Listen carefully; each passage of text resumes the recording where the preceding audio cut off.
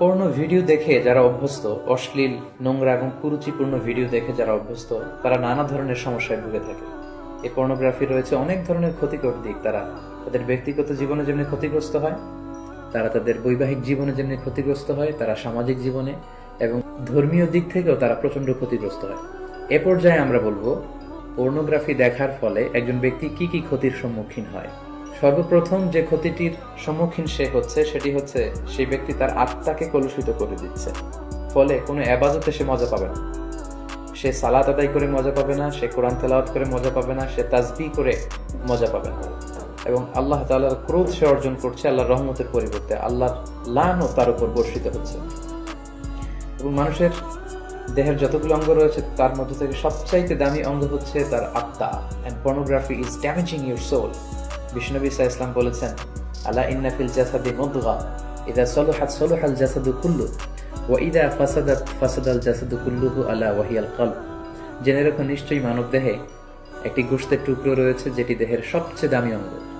এই অঙ্গটি যদি পরিচ্ছন্ন হয় পুরো দেহটি পরিচ্ছন্ন থাকে, এই অঙ্গটি যদি নষ্ট হয়ে যায় পুরো দেহটি নষ্ট হয়ে যায়, আর সেটি হচ্ছে তোমাদের আত্মা। In the day of judgement আমরা যখন আল্লাহ তাআলার কাছে হাজির হয়ে যাব, আমাদের ক্ষমতা, আমাদের সন্তান, আমাদের সম্পদ কোনো কিছুই আমাদের মুক্তিকে নিশ্চিত করতে পারবে না। কেবলমাত্র যারা প্রশান্ত এবং পরিচ্ছন্ন আত্মা নিয়ে মহান আল্লাহর দরবারে হাজির হবে, তার জন্যই আল্লাহ তাআলা ক্ষমার ঘোষণা করবেন। তো পর্নোগ্রাফি ওয়াচাররা সর্বপ্রথম যে ক্ষতিটির সম্মুখীন হচ্ছে সেটি হচ্ছে তারা তাদের আত্মাকে নষ্ট করে দিচ্ছে, যেটা মানব দেহের সবচেয়ে দামি অঙ্গ। পাশাপাশি তারা তাদের চরিত্রকে শেষ করে দিচ্ছে, যেটা মানব জীবনের সবচেয়ে দামি একটি বিষয়। আমরা বলি যে মানুষের অর্থহানি ঘটলে সামান্য কিছু হানি হয়, স্বাস্থ্যহানি হলে আরেকটু বেশি কিছু হয়, কিন্তু একজন ব্যক্তি যখন তার চরিত্র হারিয়ে ফেলে সে তার সবকিছুকে হারিয়ে ফেলে। পাশাপাশি যারা পর্নোগ্রাফি দেখে অভ্যস্ত তাদের স্বাস্থ্যের মারাত্মক হানি ঘটে, যেহেতু পর্নোগ্রাফি ওয়াচাররা রাতের সময়টুকুকে বেছে নেয় গোপনে পর্নোগ্রাফি দেখার জন্য। ফলে রাতের ঘুম তাদের আর হয় না, তারা ইনসমনিয়াতে ভোগে এবং একটা বিকৃত রুচি তারা ডেভেলপ করে ফেলছে মনের অজান্তেই।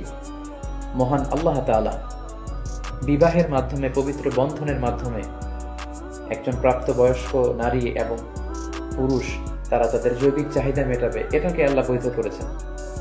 কিন্তু বিয়ের অনেক আগেই যখন তারা এই যুগল দৃশ্যগুলো ভিডিওতে দেখে, বলে আয়াতু বিল্লাহ, নাউযু বিল্লাহ, তখন মনের অজান্তে একটা বিকৃত রুচি তারা ডেভেলপ করে। তারা তখন আর স্বাভাবিক মানুষ থাকে না, অস্বাভাবিক মানুষে পরিণত হয়।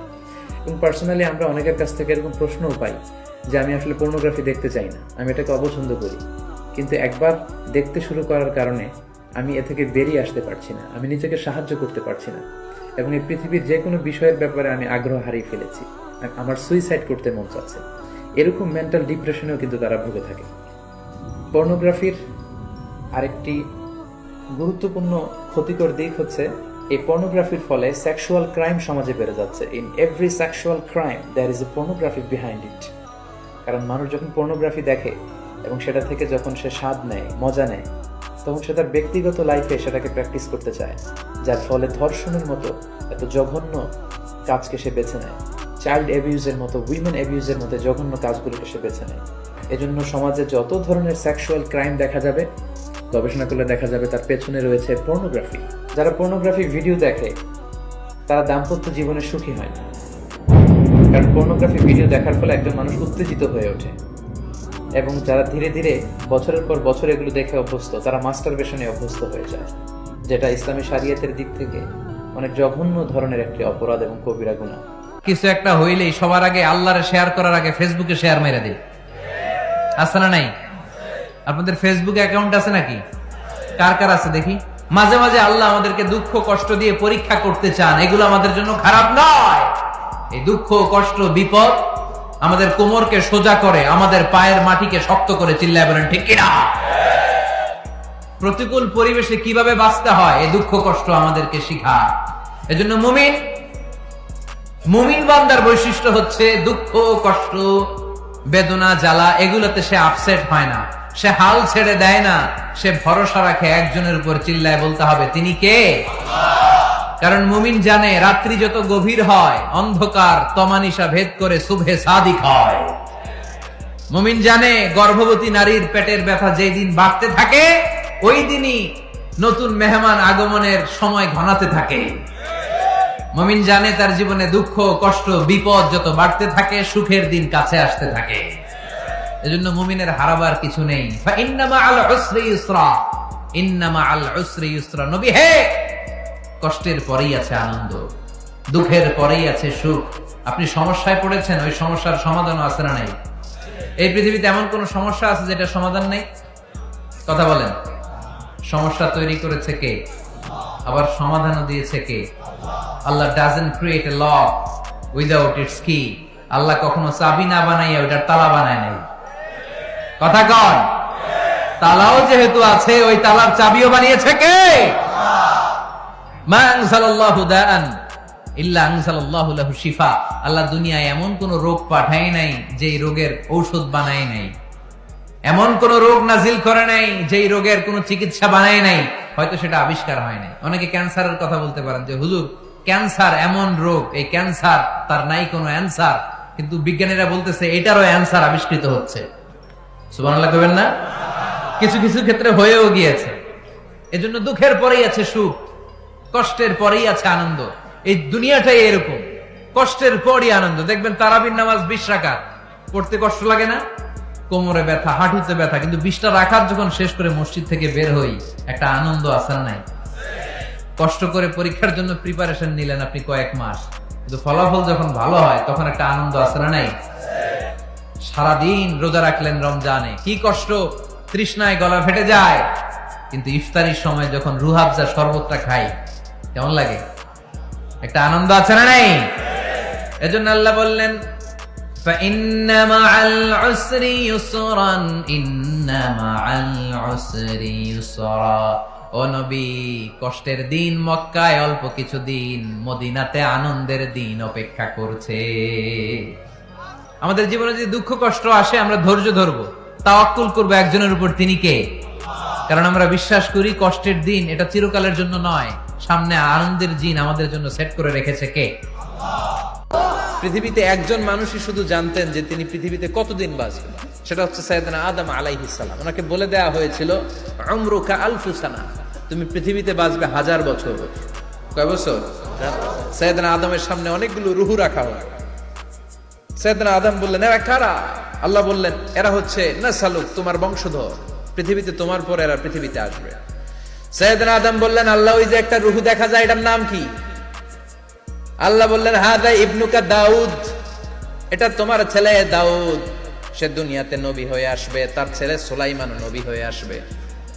সাইয়েদনা আদম বললেন মাবুদ, আমার ছেলে দাউদের কত বছর হায়াত আপনি দিয়েছেন? আল্লাহ বললেন 40 সানা, মাত্র 40 বছর, 4 ইয়ার্স, 40 বছর তোমার ছেলেটা বাঁচবে। ও আল্লাহ, আমি বাঁচবো কয় বছর? তুমি বাঁচবা 1000 বছর। সুবহানাল্লাহ। সাইয়েদনা আদম বললেন মাবুদ, এত ফুটফুটে সুন্দর আমার ছেলে দাউদ, মাত্র 40 বছর দিলেন কেন? জিদ মিন উমরিহি, বাড়ায়া দেন। কি করেন? সুপারিশ করতেছে পোলার লাইগা কে? বাবা। আল্লাহ আপনি বাড়ায়া দেন, আল্লাহকে বাড়ানো যাবে না, লেখা হয়ে গেছে। রুফিআতিল আকলাম ওয়া জাফফাতিস সুহুফ, কলম তুলে নেওয়া হয়েছে আর কালি শুকায় গেছে, আর কিছু করা যাবে? সাইয়েদনা আদম বললেন মাবুদ, আমার 1000 বছর কেন দিলেন? আমার এই সুন্দর ফুটফুটে ছেলেটারে মাত্র শুধুমাত্র 40 বছর কেন দিলেন? ও মাবুদ, আমার 1000 বছরের দরকার নাই, আমার 1000 বছর থেকে 60 বছর আমি আমার ছেলেরে দিয়ে দিলাম। দাউদ আলাইহিস সালাম বাঁচবে 40 বছর, তো বাপ আদম যদি আরো 60 দেয়, 40 আর 60 মিলে কত হয়? 100। ভালো হিসাব বুঝে, 100। আর আদম আলাইহিস সালাম পেয়েছিলেন 1000 বছর, 60 কমে গেলে রইল কত? 940 বছর পৃথিবীতে থাকার পরে মালাকুল মাউত চলে এসেছে, কারণ এটা on time. The death will come on time, it never late, কখনো দেরি হয় না। আল্লাহ বললেন লিকুল্লি উম্মাতিন আজালুন ফাইযা জাআ আজালুহুম লা ইস্তাখিরুনা সাআতান ওয়া লা ইস্তাকদিমুন। মৃত্যুর একটা নির্ধারিত সময় আমি বেঁধে দিয়েছি, অন টাইম, অন টাইমেই চলে আসে, 1 সেকেন্ড আগেও আসবে না, 1 সেকেন্ড পরেও আসবে না। 940 বছর বয়সে মালাকুল মাউত এসে হাজির, এসে বলল জিইতু আন আকবাদা রূহাক, রূহ কবজ করতে আসছি। আদম আলাইহিস সালাম বললেন রূহ কবজ করতে আসছো মানে? আমি বাঁচবো তো 1000 বছর। কয় বছর? মালাকুল মাউত বললেন, না না, ওই যে আগের কথা স্মরণ করেন, আপনি 60 বছর দিয়া দিছিলেন। কয় না, আমি দেই নাই, আমি আরো বাঁচুম, আরো 60 বছর পাওনা আছি, আমি দেই নাই। মালাকুল মাউত বললেন, আপনি দিয়েছেন? আদম বলে, দেই নাই। মালাকুল মাউত বলে, আল্লাহ ঘটনা দেখেন, দিয়া কয় দেই নাই। আল্লাহ কয়, থাক, কথা কইস না, আয়া বস। সুবহানাল্লাহ পড়েন। নাসিয়া আদম ফানাসিয়া বানু, ভুলে গেছেন উনি। আমরা ভুলে যাই, আমরা খেয়ে বলছি খাই নাই, নিছিলাম পকেটে, কয় নেই নাই। এরকম ডাকাইত আছে না নাই? নাসিয়া আদম ফানাসিয়া বানু, বিশ্বনবী বললেন, আদম ভুলেছে তো তার সন্তানরাও ভুলে যায়। জাহাদা আদম ফা জাহাদা যুররিয়াতু, আদম অস্বীকার করেছে, তার সন্তানরাও অস্বীকার করে। সেদিন থেকে আল কিতাবা ওয়া শুহুদ, মানে লিখে রাখার সিস্টেম আর সাক্ষীর সিস্টেম চালু হয়েছে। সুবহানাল্লাহ পড়েন। সুবহানাল্লাহ। 940 বছর বয়সে মালাকুল মাউত এসে আদম আলাইহিস সালামের রূহ নিতে পারে নাই। উনি 1000 বছর যখন হয়েছে তখন এসে সাইয়েদনা আদম আলাইহিস সালামের রূহ কবজ করেছে। যেই দিন পৃথিবীর প্রথম মানব, প্রথম নবীর রূহ মালাকুল মাউত দুনিয়ায় এসে কবজ করেছে, ওই দিনটাও ছিল জুমাবার। সুবহানাল্লাহ, আল্লাহু আকবার। এই পৃথিবীতে বিড়ি আর সিগারেটই একমাত্র খানা যেটা টয়লেটে ঢুকে খাওয়া যায়, তাই না? পৃথিবীতে সিগারেট আর বিড়ি একমাত্র খাবার। রাগ করবেন না যারা খান, রাগ করেন না। আবার একটু কমন সেন্সটা কাজে লাগানোর জন্য, চিন্তার জন্য বলতেছি। এটাই পৃথিবীর একমাত্র খাবার যেই খাবারের গায়ে এই খাবারের বদনাম লেখা থাকে, স্মোকিং কজেস ক্যান্সার, ধূমপান কর্কট রোগের কারণ, ধূমপান স্বাস্থ্যের পক্ষে ক্ষতিকারক, লেখা থাকে না?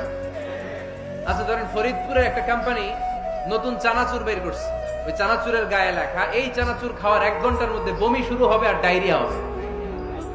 খাবেন? কি কইবেন? তুই খা। দোকানদারে কি কইবেন? তুই খা, তোর বমি হোক, তোর 14 গোষ্ঠীর ডায়রিয়া হোক, আমি টাকা দিয়ে এগুলো কিনবো না, ঠিক কিনা? কারণ এই প্রোডাক্টের গায়ে এই প্রোডাক্টের বদনাম লেখা, এটা আমরা কিনবো কেন? কিন্তু সিগারেটের উপরে সিগারেটের বদনাম লেখা থাকার পরও আমরা খাই, টয়লেটে বসে খাই। এটার মধ্যে একটা পয়জন আছে, এটাকে বলে স্লো পয়জন, নিকোটিন। এটা আপনার লাং, ফুসফুসকে শেষ করে দিবে, স্লো পয়জন। সিগারেট খাওয়া অনেকটা আত্মহত্যা শামিল। বিষ খেলে সাথে সাথে মরে, সিগারেট খেলে ধুকে ধুকে মরে। আর সিগারেট থেকে হিরোইন, গাঁজা, ফেন্সিডিল, ইয়াবা, ম্যারিজুয়ানার পথে মানুষ পথ বাড়ায়, পা বাড়ায়, তাই না? এগুলো খাবেন না। ওয়ালা তুলকু আইদিকুম ইলা তাহলুকা, নিজে নিজেকে স্বেচ্ছায় ধ্বংসের দিকে ঠেলে দিও না। জীবনটা অনেক সুন্দর, জীবনটা অনেক রঙিন, আল্লাহর দেয় জীবনটাকে উপভোগ করার দরকার আছে না নাই? এই জন্য সিগারেটকে এই ফরিদপুরের প্রোগ্রাম থেকে আমরা আজকে নো বলে দিলাম। কি বলে দিব? আওয়াজ করে সবাইকে আমরা সবাই একসাথে বলবো, সিগারেটকে কি বললাম? মনে থাকবে? মাহফিলের প্যান্ডেল থেকে বাইর হয়ে আবার ইয়েস, হ্যাঁ না, ইয়েস করা যাবে না। সিগারেটকে কি বললাম? নো। বন্যা, আহা, তো এই বন্যায় যখন মানুষগুলো কষ্ট পায়, আমরা তখন ত্রাণ নিয়ে যাই। বন্যার তো এলাকায় মুসলমান বাড়ি কোনগুলো আছে শুধু ওগুলাতে ত্রাণ দেই নাকি? সবাইকে দেই, ঠিক কিনা? কারণ আমরা কনসিডার করি দে আর দ্য হিউম্যান বিং, তারা মানুষ, তারা মানুষ। আমরা দুই চোখে মানুষ দেখি। আমরা এখানে ভাগাভাগি করি না, মুসলমান বাড়িতে ত্রাণ দিব, হিন্দু বাড়িতে দিব না, এমন করা যাবে? ইসলাম কি ন্যারো মাইন্ডেড? ইসলাম ব্রড মাইন্ডেড। আমরা উদার মনা। ইসলাম সবাইকে মানুষ হিসেবে কনসিডার করে। কি হিসেবে? কিন্তু আমরা মানুষের মতো মানুষ হইতে পারলাম না, ঠিক কিনা? এই দুনিয়া এখন তো আর সেই দুনিয়া নাই, মানুষ নামের মানুষ আছে দুনিয়া বোঝাই, সেই মানুষের ভিড়ে আমার আসল মানুষ নাই। সুবহানাল্লাহ পড়েন। আসল মানুষ বানানোর জন্য কোরআন এসেছে। কোরআন করলে মানুষের মতো মানুষ হওয়া যায়, ঠিক কিনা? ইসলাম আমাদেরকে মানবতা শিখায়। কি শিখায়? তার প্রমাণ ইসলাম আমাদেরকে বলে, মানবতা যখন বিপন্ন তখন তুমি সবাইকে সাহায্য করবে। বন্যা, আহা, তো এই বন্যায় যখন মানুষগুলো কষ্ট পায়, আমরা তখন ত্রাণ নিয়ে যাই। বন্যার্ত এলাকায় মুসলমান বাড়ি কোনগুলো আছে শুধু ওগুলাতে ত্রাণ দেই নাকি? সবাইকে দেই, ঠিক কিনা? কারণ আমরা কনসিডার করি দে আর দ্য হিউম্যান বিং, তারা মানুষ, তারা মানুষ। আমরা দুই চোখে মানুষ দেখি। আমরা এখানে ভাগাভাগি করি না, মুসলমান বাড়িতে ত্রাণ দিব, হিন্দু বাড়িতে দিব না, এমন করা যাবে? ইসলাম কি ন্যারো মাইন্ডেড? ইসলাম ব্রড মাইন্ডেড। আমরা উদার মনা। কোন নাস্তিককেও যদি দেখি বন্যার পানিতে হাবুডুবু খায়, আমার সাহায্যের হাত তার দিকেও যাবে। কোন হিন্দু ভাইকে যদি দেখি না খেয়ে মরে, আমার খাবার তার ঘরেও পৌঁছে যাবে। এটাই ইসলাম। তাহলে মানুষকে ইসলাম সবচাইতে মর্যাদা দিয়েছে। ইসলাম ধর্মের 2 নাম্বার বৈশিষ্ট্যের নাম হচ্ছে আল ইনসানিয়া। কি নাম? সবার উপরে মানুষ সত্য, তাহার উপরে নাই। ফামান শাআ ফালইউমিন ওয়া মান শাআ ফালইয়াকফুর।